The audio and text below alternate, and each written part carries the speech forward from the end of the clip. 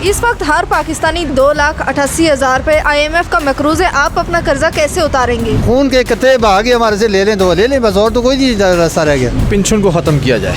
ये लोग मर भी जाते हैं, इनकी हड्डियाँ भी गल जाती हैं, आने वाली नस्लें वो भी पेंशन ले रही हैं। कर्जा उतारने की जहाँ तक बात है तो देखिए, मैं तो पाकिस्तान से जा रहा हूँ और मेरे पास तो यही ऑप्शन है कि मैं पाकिस्तान को छोड़ के चला जाऊँ। 5 साल तक इस मुल्क के लिए सारा कुछ कुर्बान कर दें, 5 साल के बाद फिर प्रोटोकॉल सारा कुछ ले ले तो ये कर्जा हमारा उतर सकता है। हम तो अपना कर्ज कैसे उतारेंगे? हम तो मजदूरी कर रहे हैं। इन DCMC को सब ख़त्म किया जाए। आने वाली जो हमारी जनरेशन है पूरी तरह फंस चुकी है IMF के अंदर, ये मर जाएंगे साले। वो जो पैसे IMF से लिए गए हैं वो हमें नहीं मिले, हमारे ऊपर नहीं लगाए गए। अस्सलाम वालेकुम नाजरीन, आप देख रहे हैं हज़ारा 24 न्यूज़ और मैं हूँ फिज़ा अब्बासी। नाजरीन, इस वक्त हर पाकिस्तानी 2,88,000 रुपए IMF का मकरूज है। अवाम अपना कर्ज कैसे उतारेगी, आइए मिलकर जानेंगे अवाम से। हुक्मरान ले के खा रहे हैं और हमने उतार रहे हैं। इसी तरह टैक्स दे के हर चीज़ पे अपना माचिस की जो तीली है उस पर भी हम टैक्स देते हैं और उसका हमें तो कोई फ़ायदा नहीं। हमें तो IMF ने जो कर्ज दिया है वो आज कोई अवाम पे या मुल्क पे के तो नहीं दिया, वो तो हुक्मरानों की यशी के लिए दिया है। वो खा रहे हैं, वो अपनी यशी मार रहे हैं, हमें तो इसका कोई बेनिफिट नहीं मिला। तो हम कैसे उतारेंगे? टैक्स दे रहे हैं, हर चीज़ पे हम टैक्स, ये चलने पे भी टैक्स लगा देंगे। तो बस ये है कि टैक्स ही है, वो तो दस्ती ले रहे हैं, हमें तो कोई नहीं पूछता। हमें ये बताते भी नहीं है कि इस चीज़ का टैक्स है, हम किस चीज़ का टैक्स ले रहे हैं, किस चीज़ का नहीं ले रहे। तो वो ले रहे हैं टैक्स, ज़बरदस्ती ले रहे हैं। अवाम को तो पता ही नहीं है कि क्या देना है, क्या वो इतनी परेशान है कि उसको पता ही नहीं है कि हम क्या कर रहे हैं। ये बिजली के बिल हैं, गैस के बिल हैं, पानी के बिल हैं, खाने पीने की अशियाएँ, हर चीज़ पे वो टैक्स लगा हुआ है, वो दे रहे हैं। और किस तरह हम दें? यह है कि हम खून के कतरे बहा के हमारे से ले लें तो ले लें, बस और तो कोई नहीं रास्ता रह गया। इस वक्त हर पाकिस्तानी 2,88,000 रुपए IMF का मकरूज है। आप अपना कर्ज कैसे उतारेंगे? हम तो अपना कर्ज कैसे उतारेंगे? हम तो मजदूरी कर रहे हैं। कंस्ट्रक्शन का सामान महंगा है और कारोबार ठंडा है नहीं है। हम तो बारिशों में क्या करेगा, कैसे उतारेगा? हमारे जो मुल्क के हुक्मरान हैं वो अगर मुल्क को तरीके से चलाया तो वो उतार सकती है, अगर अपना काम पूरा करे तो नहीं उतार सकते हैं। देखिए, हम तो टैक्स दे रहे हैं और देते रहेंगे। हमारे आने वाली जितनी भी नस्लें हैं वो भी देती रहेंगी और जो गुज़र चुके हैं लोग, जो पहले के हमारे आबाओ अजदाद थे वो भी देते आ रहे हैं। अगर आप एक माचिस की डिब्बी लेते हैं तो उसका भी टैक्स होता है, आप उसमें भी टैक्स पे करते हैं। वो जो पैसे IMF से लिए गए हैं वो हमें नहीं मिले, हमारे ऊपर नहीं लगाए गए। वो ये जो हमारे ऊपर अयाश परस्त किस्म के हुक्मरान इस वक्त हम पे हमारी हुकूमत में हैं, हुक्मरान जितने भी हैं या इससे पहले जितनी हुकूमतें रह चुकी हैं, वो लोग सिर्फ अपनी अयाशियों के लिए उन पैसों को इस्तेमाल करते रहे हैं। उसके लिए ऐसा एक मेकनिज़म नहीं बनाया गया कि कल को हमने ये किस्त वापस भी देनी है, कर्ज़ा वापस भी करना है। वो ख़ुद याशिया करते रहे और आवाम को इस दलदल में धकेलते रहे, जिसका आज हम पूरी जितनी हमारी कौम है, पाकिस्तानी कौम है, वो इसका अजाला कर रही है। इस वक्त हर पाकिस्तानी 2,88,000 रुपए IMF का मकरूज है। आप अपना कर्जा कैसे उतारेंगे? लेकिन जी, सबसे पहली बात यह है कि जब से पाकिस्तान बना है उस वक्त से लेकर आज दिन तक पाकिस्तान के अंदर कोई मुखलस क़यादत मैसर नहीं हुई।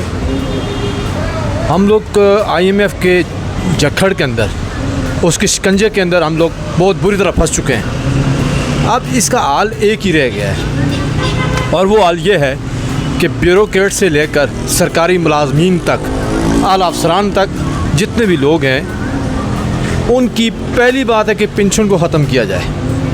ये लोग मर भी जाते हैं, इनकी हड्डियाँ भी गल जाती हैं, फिर इनके आने वाली नस्लें वो भी पेंशन ले रही हैं और वो पेंशन कोई 20-30 हज़ार रुपये है भी नहीं, लाखों के हिसाब से पेंशन मिल रही है। फिर इसी तरह से मुल्की ख़जाने के ऊपर जो बोझ बन रहा है वो मेडिकल का बन रहा है। मेडिकल के लिहाज से सिर्फ आला अफसरान को मराहत जो हैं वो असल है, इनको भी ख़त्म किया जाए। तीसरी बात यह है कि मुल्क के जो कौमी असम्बली है, इस कौमी असम्बली के अंदर कुरान और हदीस के रेजोल्यूशन को पास करके हर शख्स को कुरान के तहत लाया जाए, हदीस के तहत लाया जाए और सऊदी मिशत जो है इस मईशत को जो सूदी इस वक्त पाकिस्तान के अंदर है इसको ख़त्म किया जाए। जब तक हम सूदी मईशत को ख़त्म नहीं करेंगे और IMF के इस कंजे से बाहर नहीं निकलेंगे और जब तक IMF से हम छुटकारा हासिल नहीं करेंगे उस वक्त तक हम लोग पाकिस्तान के अंदर इस चीज़ को ना फला पा सकते हैं ना राज कर सकते हैं। और ये अहम चीज़ है जो पाकिस्तान के अंदर इस वक्त सूदी मईशत है, वो अहम चीज़ है। तीसरी चौथी अहम बात जो यही है कि पाकिस्तान के अंदर रिश्वत का जो एक बाज़ार गर्म किया हुआ है, इंसाफ का बाज़ार जो ख़त्म किया हुआ है, मुल्क के अंदर एक सियासी फ़ज़ा को वो कायम किया जाए, चाहे वो किसी भी पार्टी के लिए भी हो, चाहे वो नून लीग के लिए हो, तहरीक इंसाफ के लिए हो और चाहे पीपल्स पार्टी के लिए हो। मिल बैठकर आप जितनी भी पार्टियां हैं मिल बैठकर जो है वो इस पाकिस्तान को बाहर निकालें। इस पाकिस्तान फंस चुका है इस वक्त, आप ये देख लें पाकिस्तान पूरी तरह फंस चुका है। ये कोई कह रहा है कि हमने भाई हमें IMF से जो है वो इतना कर्जा ले लिया और पाकिस्तान को बाहर निकाल लिया है, ये गलत बात है। बाहर नहीं निकाल रहे, पाकिस्तान को और दबा रहे हैं। ये मर जाएंगे साले, ये जितने भी ये मर जाएंगे और उसके बाद आने वाली जो हमारी जनरेशन है पूरी तरह फंस चुकी है IMF के अंदर।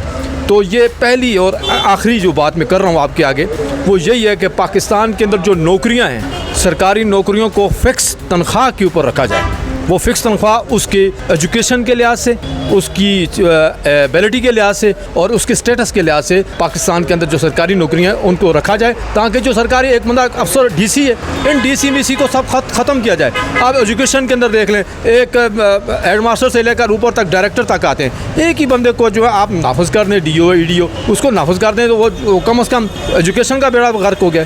और ये सुबह सरात के अंदर भी आप देख लें कि इस वक्त किताबों के लिए भी पैसे नहीं हैं और उधर से हम नारे मार रहे हैं कि इस्लामाबाद को फतह कर रहे हैं। ये भी गलत बात है। पाकिस्तान के अंदर जो फ़िज़ा है पुरअमन फ़िज़ा को कायम किया जाए और पुरअमन पाकिस्तान को आगे बढ़ाया जाए ताकि सब मिल बैठकर पाकिस्तान की फलाह बहबूद के लिए काम करें। Thank you. हर पाकिस्तानी इस वक्त 2,88,000 रुपये IMF का मकरूज़ है। आप अपना कर्जा कैसे उतारेंगे? बिस्मिल्लाहिर्रहमानिर्रहीम, अस्सलाम वालेकुम। मेरा नाम मुज़म्मिल है और कर्ज़ा उतारने की जहाँ तक बात है तो देखिए मैं तो पाकिस्तान से जा रहा हूँ, इसी वजह से जा रहा हूँ कि पाकिस्तान में ज़्यादा कर्ज़ा चढ़ चुका है और मेरे पास तो यही ऑप्शन है कि मैं पाकिस्तान को छोड़ के चला जाऊँ, क्योंकि जो हालात पाकिस्तान में हम देख रहे हैं तो मज़ीद आगे अब 2 लाख कितने का कर पाकिस्तान 88,000 रुपये का एक बंदा मकरूज़ है। मज़ीद करते करते 4-5 लाख तक बात पहुँचेगी, तो इससे पहले कि हम लोग 4-5 लाख लगा के वीज़े पे और पाकिस्तान से चले जाएँ। हम कैसे उतार सकते हैं? हम तो एक माचिस पे भी टैक्स देते हैं, ये तो हमारे हुक्मरानों का काम है ना। देखिए आवाम तो अपना कर्जा नहीं उतार सकती है, ये हमारे हुक्मरानों को सोचना चाहिए।